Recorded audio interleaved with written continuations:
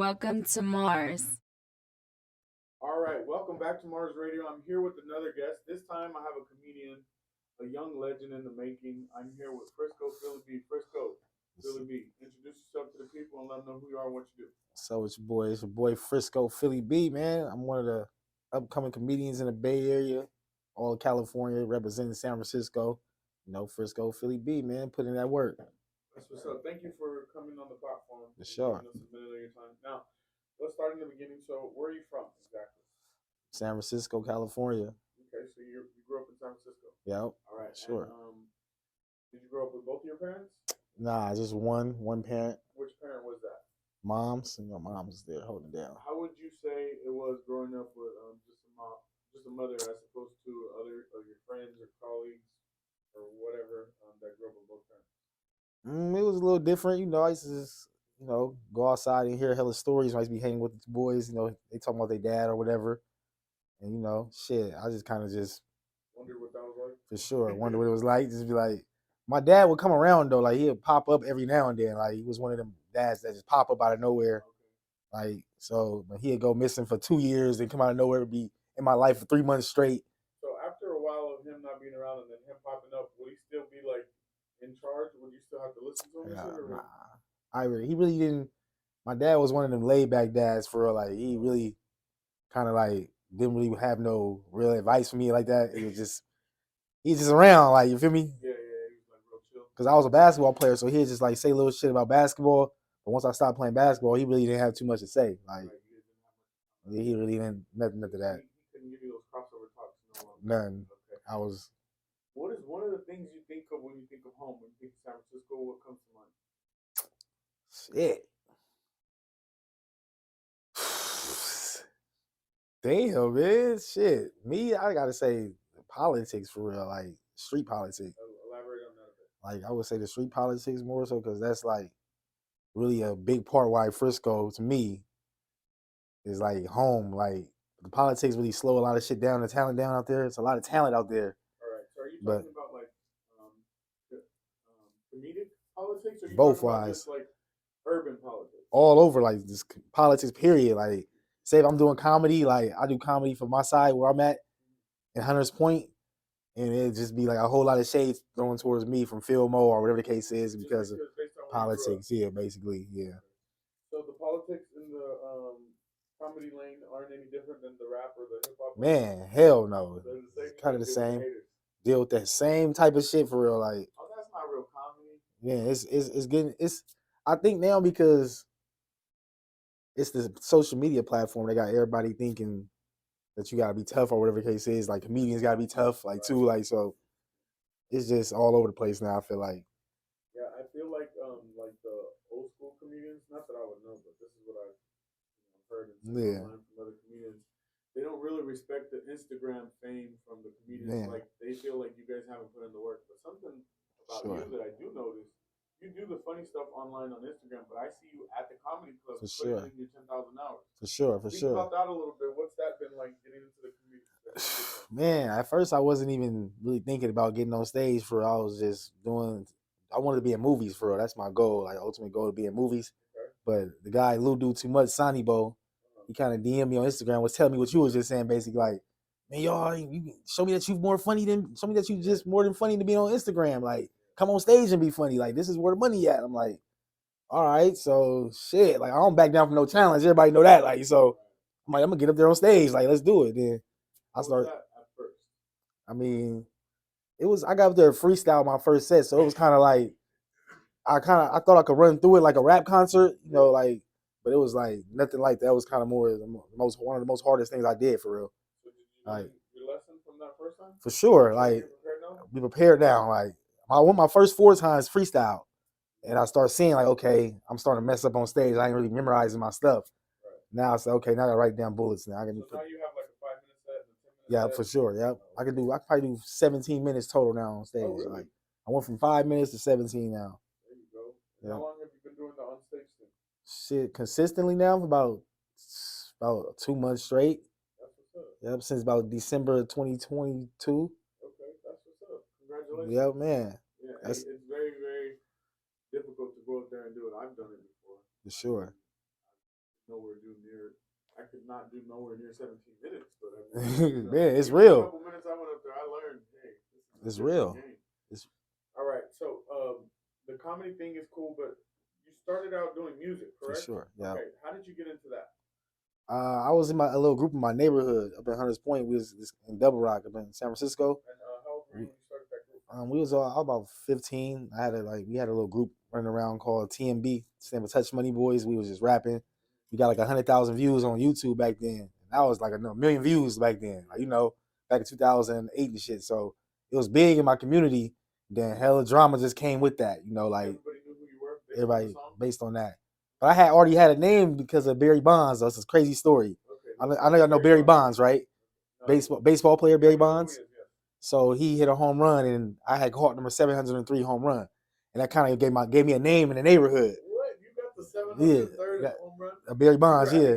I was at the game, and I caught the ball, so it was like it bounced in his lady cup, and then my glove was right there, and I kind of grabbed it. She dropped the cup and it fell in my glove. That word went around my whole neighborhood was around the whole Hunters Point. And everybody just knew me from that, so I kind of had a name off of that a little bit. But then the music came, and then it really made my name more. So when the song came, it was like, this is brother caught 703. Basically, it's the same thing. So what was your rap name? It was Philly B. Just Philly B. Okay. It wasn't no Frisco Philly. It was just Philly B. Because it was two fields in my neighborhood, and they was like, "Oh, we're gonna call you Philly B then." So that's how I got Philly B. Okay. So you started doing the music, you get a little bit of success based on the Barry Bonds thing. Basically, yeah. How did that feel when you started doing the music? Man, it felt good because it was like that was my first time really feeling like a little bit of fame, I would say.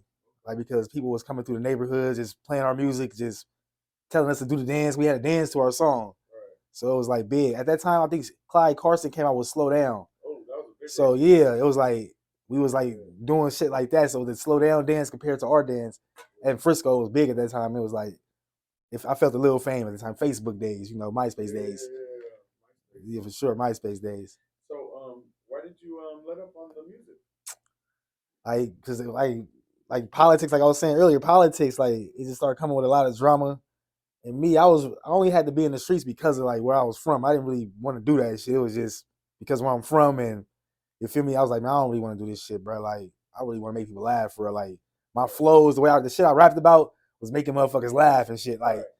The people who I was hanging with was talking about other shit. So it was like that came with hella shit.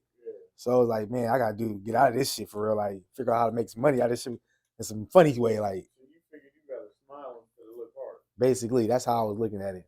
You gotta have fun. Cause I wanted to show my community was more than just violence. I wanted to be it's funny shit over here too. To be, when the ops not sliding through and all this shit, when ain't nobody doing shootouts, we all chilling outside, everybody roasting and shit. Yeah. And that's what roasting came with me at. And I would be roasting everybody in a circle and shit, So that's how that came about. And what have you learned from doing your skits to jumping on stage? What have you learned the most during that transition? Shit. I don't run, not rushing, for real. I know on stage you really can't rush. With my skits, I can kind of just put whatever out there. Sometimes you only have limited time. Man, on stage is you gotta really hit boom, boom, boom. And it's you gotta be calm though and patient. That's why one thing I'm learning patience for real with this. You would suggest if somebody was trying to get on stage, one of the first things that you would suggest them is to slow down. Slow down. Don't rush. Don't get up there overthinking. Don't thinking that you gotta, just spit all your shit out at once.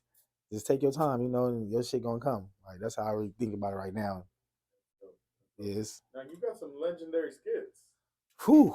You do. What's your most mentioned skit? When somebody meets you and sees you in person, what's the most mentioned skit that they bring up the most?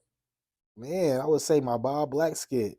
Honestly, I got a character. Yeah, the newest character. Talk to us about man, Ron, I know for everybody familiar with Ron Burgundy, Will Ferrell. So I kind of I used to watch him a lot. So I was I'm kind of want to do a black version of that. So I was I'm like, what's a catchy name that everybody is not too So I just I'm gonna call myself Bob. And I freestyled it one day with my daughter. My daughter recorded me one day. I was taking her to school. And I was like, record me real quick, baby. She recorded me. And I just said, this your boy Bob Black. And then the black just came out. Right. And everybody started calling me Bob Black from there. Bob Black. I was like, oh shit, Bob Black is my name. But that's everybody. Everywhere I go, like in San Francisco or Oakland, everybody say Bob Black. They call me Bob Black. Bob Black. What about your skits where you have conversation with people? Woo! It's a lot of them. That's what I say. It's a lot of them that people know me. Like, what's one of your favorites? I would say probably those. Those are the ones that make me laugh the most when I go back and watch them right now. Yeah. If I go back and watch the interviews I do, those are the funny ones. I did. Which people? I did an interview with Jay Stalin. Yeah, that one was funny. Is like that type of shit because Jay Stalin actually responded back, so it made it more funny. Like so it was like okay. Yeah. Then when I started doing other skits with other people, it was like okay, this is funny. You did the Young T.O. one. Yeah, Young T.O. That was the one that went kind of viral. Yeah. When rappers start kind of hitting me saying, "All right, do my shit now, Philly B." Yeah. Once I did, he hit me about it. Yeah. He's like, "I love that shit, Philly B. I love it." Even so, I love that shit. Have you met anybody since your Instagram fame that you didn't think that you would meet because of the comedy? Like you were surprised, like, damn, bro. Steph Curry. Steph Curry? Yeah. Steph Curry hit you? Well, through I seen him through Mr. Fab, like, right. So it was like he kind of see me and was like, yeah, we play basketball. And that's why I did the shot over him. Right. I scored on Steph Curry, and that's when it was like, it really was up from there. He called me over there and said, come take a picture, all this shit. Like, he told me to come to the Warriors camp, but I didn't go because I didn't have a car at that time. But he's like, come to the camp. Yeah, but he was telling me. Everybody was saying that. Like, bro, you supposed to catch the bus there. You supposed to go. I'm like, bro, my mind was just all over the place at that time. Like, but isn't it kind of dope to see somebody that you see on TV all the time that's successful? Like, he could be giving shout outs to anybody in the world. Sure. But he decided to give a shout out to you. Man. What is that like?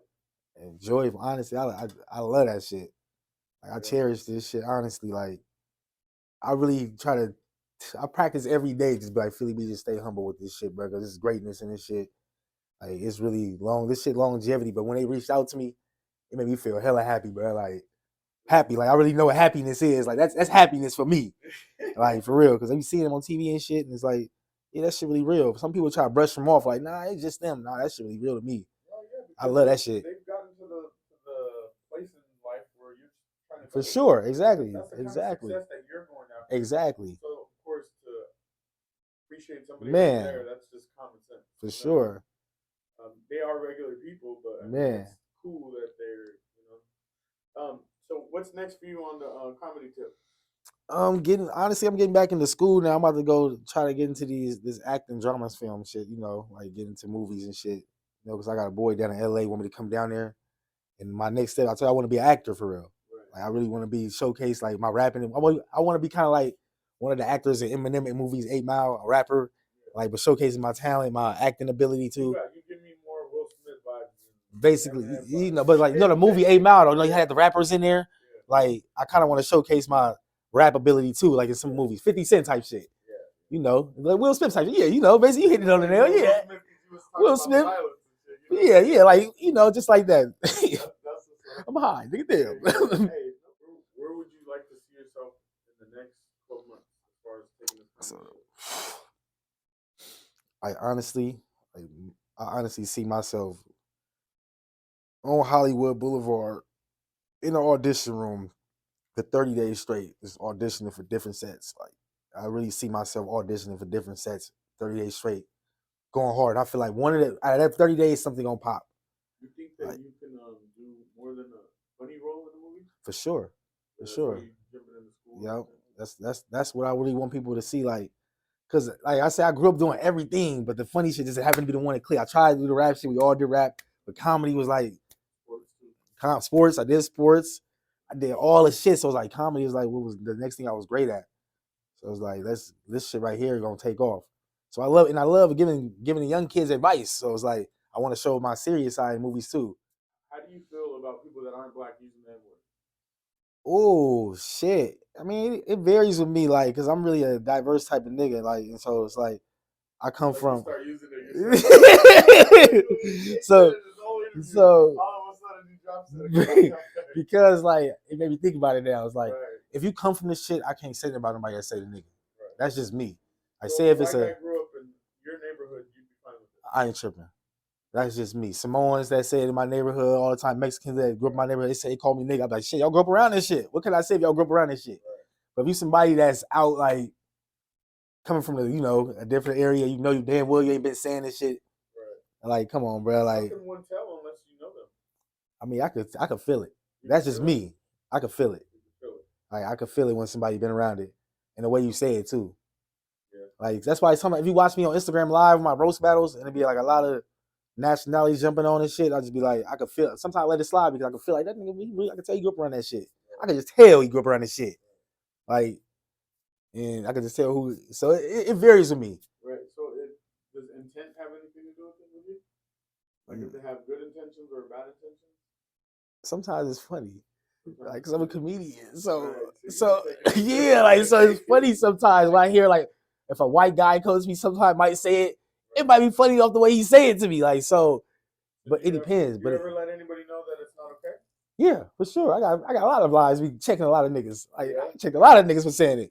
I think I've been, like I said before this, I was in jail, so I played by the rules at one point. Like, I had to be like, okay, and it was really like OG niggas checking shit about that N-word back then. I was locked up, so sometimes I'll be like letting the younger cats feel my old schoolness. But other than that, I'll be letting the shit slide. I know what time we in now. So go ahead and tell people how they can reach you and everything. You can reach me on all social media platforms at Frisco Philly B, Frisco_Philly B 4X. They took my Instagram, so it's my fourth page right now. So yeah, so last time we was working together, it was 2X. Just went to 4X now, man, and it's the 3X didn't last very long. Yeah, that lasted maybe 3 months. Then it was over. I posted my Limpy Leafs, and it was over after that. And they just deleted me. I was like, now I'll just be on my roast battle shit, just roasting, trying to just confirm more to the rules. Huh? Yeah. All right, Mars Radio. We're back for this smoke challenge. We're here with Frisco Philly B. Now, Frisco Philly B, you smoke weed, right? Yes, indeed. How often do you smoke? It depends on if I got a lot of weed. I'll probably smoke like if I got a zip on me, I'm gonna smoke probably 15 months out of that day. In one day. You smoke? Say that again. If I got a zip of weed on me, I'm gonna smoke 15 blunts that day.